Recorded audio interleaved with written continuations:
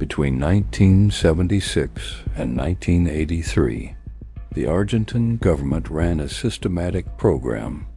It had no official name. It had no public announcement, but it had a method. People were taken from their homes, from the streets, from their workplaces. They were never seen again. The government called them subversives. Their families called them Los Desaparecidos, the disappeared. This is their file. Argentina, March 24, 1976. A military coup removed President Isabel Perón from power overnight. General Jorge Rafael Videla assumes control. Within hours, a new government is formed. It calls itself the National Reorganization Process. What follows is 7 years of state-sponsored terror. The targets: political opponents, journalists, students, union workers, priests. Anyone the regime considered a threat. The method was always the same: no arrest warrants, no trials, no public records. People simply vanished. The operation was precise. Unmarked Ford Falcons, the vehicle that became a symbol of terror, would pull up without warning. Men in plain clothes would emerge. They called themselves La Patota, the gang. They had no badges, no identification. Victims were grabbed, hooded, and transported to one of 500 secret detention centers operating across the country. The most notorious, the Navy Mechanics School in Buenos Aires, known as ESMA. Inside ESMA, prisoners were held in silence. They were tortured for information. Then they were classified. Those deemed useful were kept alive, temporarily. Those deemed expendable were scheduled for what the regime called Los Vuelos de la Muerte, the death flights. Prisoners were drugged, loaded onto military aircraft, and thrown alive into the Rio de la Plata and the Atlantic Ocean. No bodies, no evidence, no answers. Who were the disappeared? The data tells a specific story. Approximately 30% were women.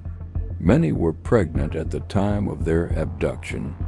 Their babies were delivered inside detention centers, then taken from them, given to military families or regime loyalists to raise as their own.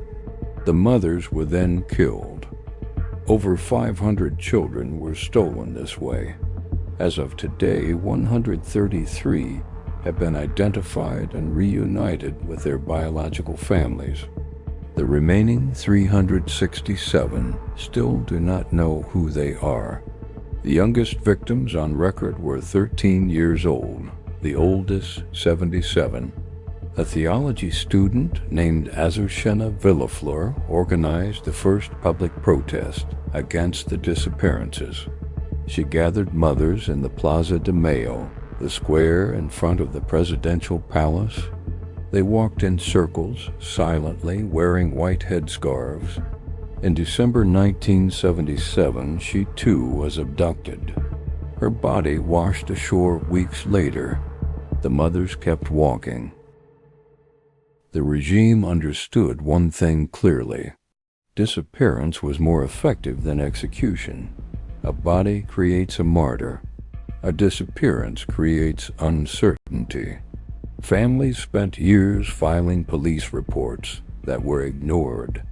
Courts dismissed habeas corpus petitions, legal demands to produce a detained person, over 5,000 times between 1976 and 1983. International pressure mounted slowly. Amnesty International published reports. The United Nations raised concerns. The Argentine regime responded with a single strategy: denial. When journalists asked about the disappeared, officials said the same thing. They are subversives who fled the country. They are living abroad. They do not exist. To reinforce this, the regime hosted the 1978 FIFA World Cup. Argentina won. The stadium was built kilometers from Ezima. While crowds celebrated, prisoners were being held underground.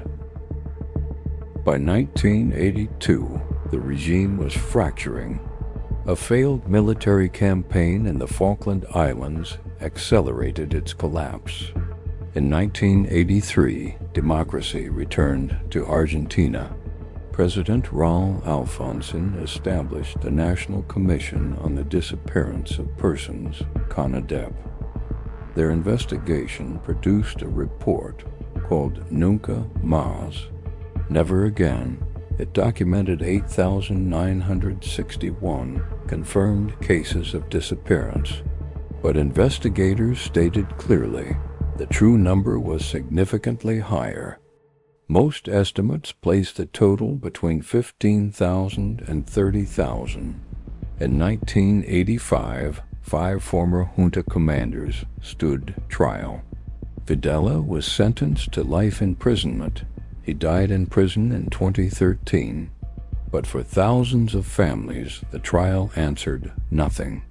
No locations of bodies, no lists of the disappeared, no accountability for the 500 secret detention centers, no answers about the stolen children still unidentified today. 40 years later, the case remains open. The questions that remain on file: where are the bodies? Despite decades of forensic investigation, the remains of fewer than 1,000 of the disappeared have been identified. The rest are still missing. Who gave the orders at the lower levels? Senior commanders were prosecuted. Mid-level officers largely were not. Many lived out their lives without consequence. Where are the remaining stolen children? 367 people walking the streets of Argentina today may not know their real names, their real families, their real histories, and finally, the question that cannot be answered by any court: what happened in those final hours? What did 30,000 people experience before they vanished? The Argentine government has no answer. The military has no answer. The files that exist are incomplete. The witnesses who survived are aging, and the disappeared remain exactly that: disappeared. This has been the file on Argentina's disappeared. Case status: unsolved. Families continue to search. The mothers of the Plaza de Mayo still meet every Thursday. They have for 47 years. If you know someone who should know their real identity, their real family, Argentina's forensic database remains open. The truth is not yet forgotten. It is simply still missing. This is Forgotten Truths.